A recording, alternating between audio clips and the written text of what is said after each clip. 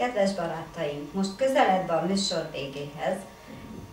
mert mivel tudjátok, hogy mi jövő héten elutazunk Nagykanizsára, minket már várnak Nagykanizsán Magdika és a barátnők,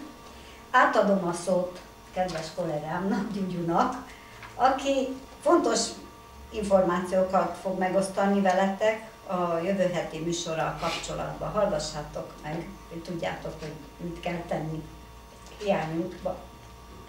Nos, hát reméljük, hogy úgy lesz, ahogy Kata mondta, hogy hiányolni fogtok egy kicsit bennünket, de higgyétek el, mi a jövő héten is azon leszünk, hogy ti a jövő hétvégén a lehető legnagyobb szórakozásban részesüljetek általunk, és így a műsorunk által is.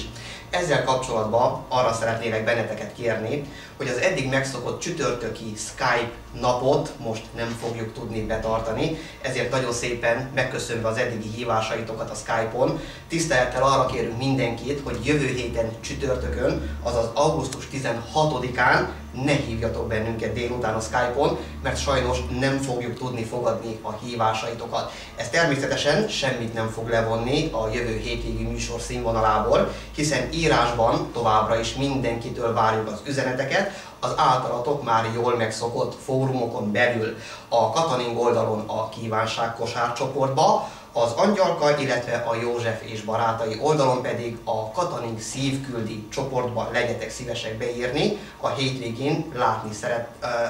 látni kívánt műsorszámokat, előadókat, illetve címüket. Én ennyit szerettem volna veletek megosztani, köszönöm, hogy meghallgattatok, most következzék egy szép szám, és aztán visszajövünk újra.